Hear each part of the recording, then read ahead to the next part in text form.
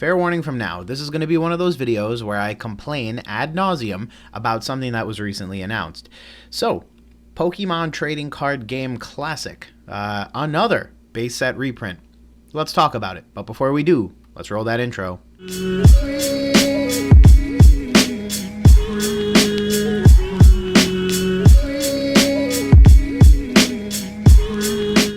Hey Gengar Gang, what is going on? My name is Ryan, this is the Analytic Gengar, and welcome to another video. In today's video, friends, I couldn't help myself. One day after Pokemon Day, happy Pokemon Day, everybody. We now have pretty decent coverage of one of the things that was announced, this Pokemon Trading Card Game Classic box set that's been announced for the fall here in the States as an English release. It's going to feature some new cards, some classic cards, and that same good old nasty formula Pokemon seems to think people want more and more and more of, and I figured today is a good time to talk about it because, frankly, it's getting a little tiring. So, before we start nagging, do note the link to this PokeBeach article will be down below. Make sure to go show our friends a bunch of love. I also have another article that we'll take a look at, but most of the coverage is pretty much identical. So yesterday, it was revealed that a new premium box set is going to be released. It's going to be called Pokemon Trading Card Game Classic. It's going to release late 2023 in English and in October 2023 in Japan. So I presume we're going to see this as something close to a holiday set here in the States. In this particular product, which is not a trading card game product in the way you might think it is, get this.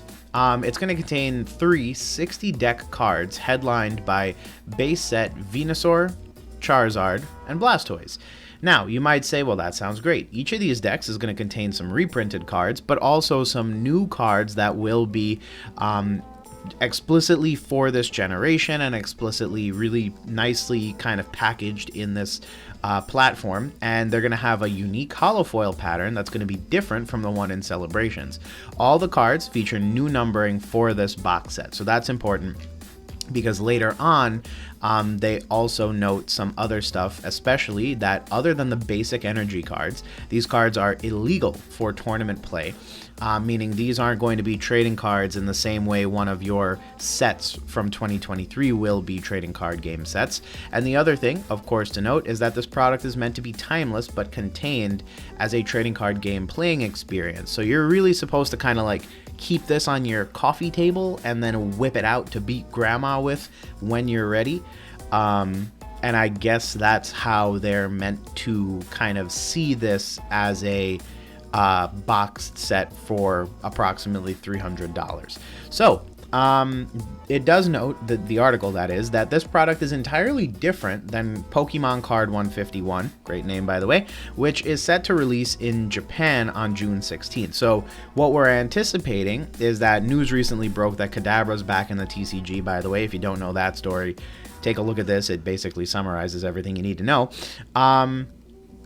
But apparently, for one reason or the other, we're getting another base set reprint.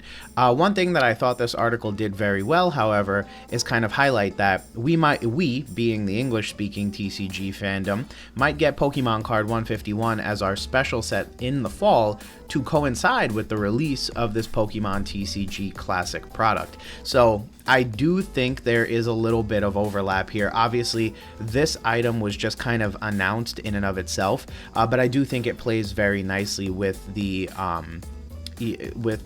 release both internationally and here in the States of Pokemon Card 151, which I do think this is basically trying to synergize with. So I don't think it's a coincidence that we see another base set reprint. I don't think it's a coincidence that we see basically the big three, that it's not a coincidence in no uncertain terms. The other thing to note is that the Japanese product will cost about 35,000 yen, which is about 275 US. It's going to be available via lottery in February for the Japanese, but no English information or release date has been revealed yet other than some general timing. To quickly go over the decks, you do have Venusaur and Lugia. So the Venusaur is likely to look something like this, and then There's a bunch of gallery cards here, but here's what the Lugia is going to look like. Again, this Lugia is going to be isolated just to this card game. It may get re-released, I don't know, maybe as a promo, especially if it's found to be very playable. Here's what the Chansey is going to look like, the Professor Oak, another random trainer card. This is going to be the Charizard card. So, you know, it's going to be pretty neat. There's going to be a really unique holo foil pattern, which I think is going to make these cards very gradable in the long run.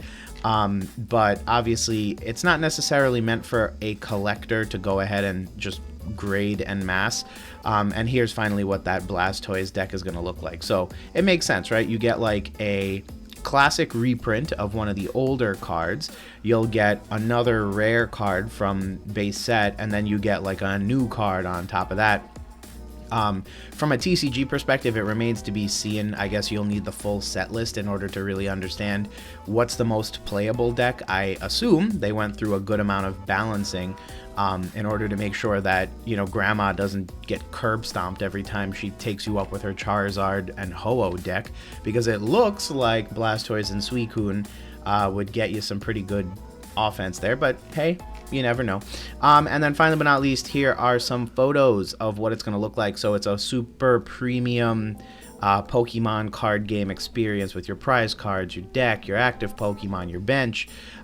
You've got, you know, really nice presentation for some of this stuff, which I think is going to go a long way in the future. You've got these stackable damage counters, which is also pretty cool. So I think that's pretty neat because you obviously have a really interesting way of kind of like doing stuff. In the past, damage counters would have been something that were just these little circle gross things, but these are actually pretty neat, I do say. And here's what it's going to look like kind of in general, right? So here's going to be all the kind of stuff held together in one really nice location.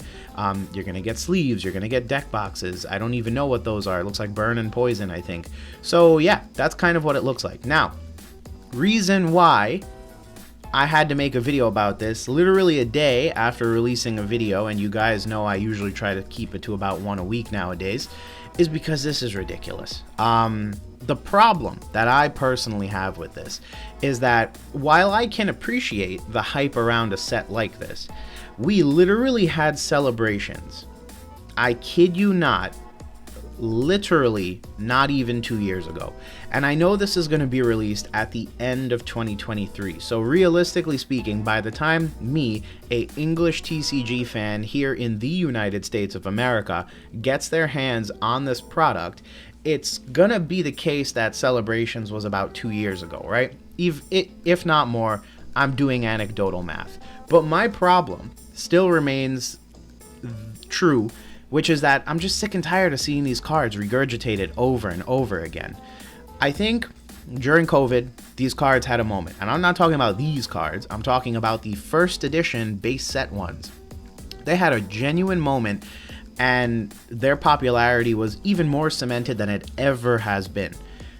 And then Pokemon came up with the bright idea, which is take those same cards, dunk them in a different flavor of frying batter, and serve them up to you every couple of months. And at this point, that's exactly what 2023 is looking like is going to happen. We're going to get Pokemon 151, and I don't know what it's going to finally end up looking like, if it's going to truly be a base set reprint or something of the sort. I don't know if we're going to see a situation play out where they give us new, better, modernized, or enhanced versions of some of our favorite Pokemon from back in the day, but it just seems so weird to me, the creative direction that Pokemon takes with something like this. Now, all that to say, there's a lot of Pokemon out there in the world, so I can appreciate why the 151 original Pokemon are special and hold a place in everybody's heart. I mean, hey, give them their own reprint set like you already haven't done a bunch of different times in the past. But I think the other thing that we really need to start talking about as a community is why Pokemon is ignoring every other generation. I mean, so far, I've heard nothing about Generation 3, and all biases aside, you guys know I'm a big Gen 3 fan. Those were my original Pokemon, those were my original games, those were the cards that I collected, period, end of story. I'm biased, whatever. However, Generation 2, Amazing Pokemon, a great story, an interesting thing. They let multiple anniversaries of those sets pass by, and the only thing we've ever gotten in reference to that is Shining Legends, which was a special set a couple of years ago that had some Shining Pokemon in it that kinda loosely, sorta, maybe referenced the Shining Pokemon from the Neo series.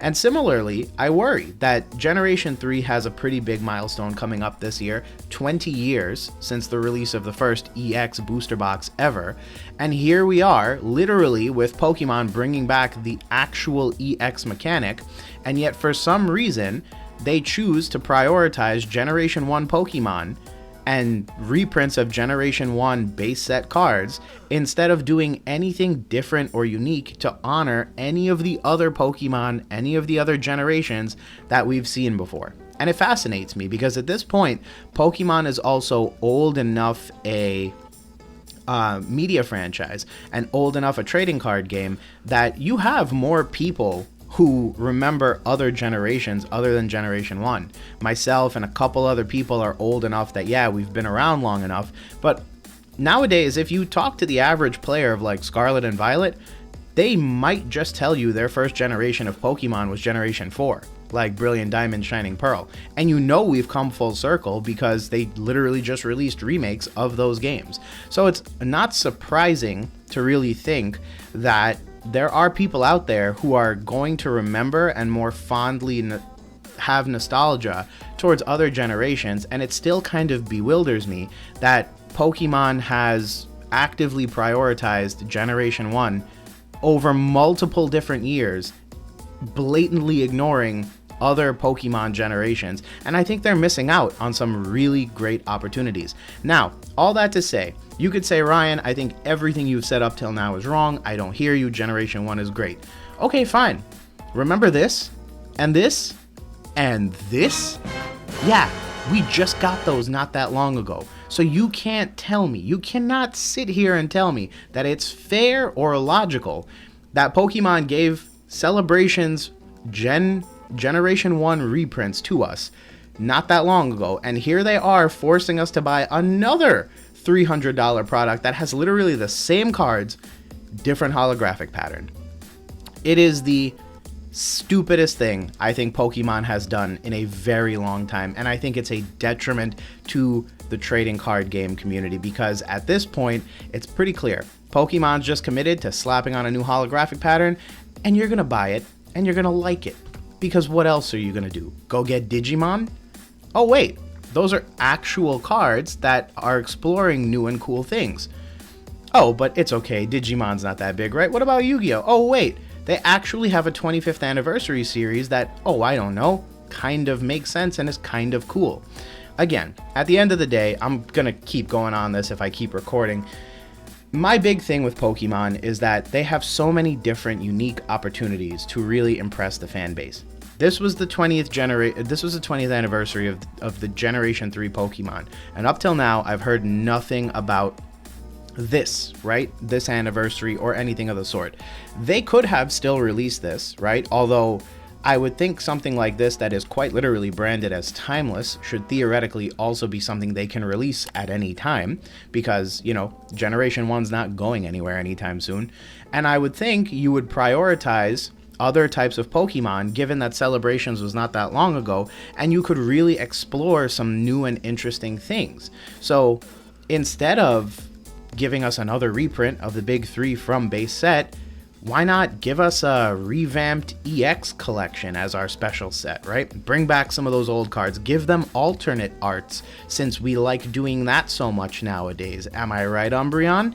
These are the types of things that I think Pokemon does, and if you agree with nothing I've said up till now, I respect your opinion. This is just my opinion, and you can tell me I'm wrong down below in the comments. I mean, hey, dislike the video if you want. It's still gonna help me in the algorithm. But just think about this. Pokemon cares so little about you that the only thing they're willing to do is reskin the 3 base set cards and build a $300 collection around it. They're not gonna challenge themselves to do new things. They're not going to challenge themselves to honor different aspects of what makes Pokemon great, like the other generations or the other 850 plus Pokemon that exist out there.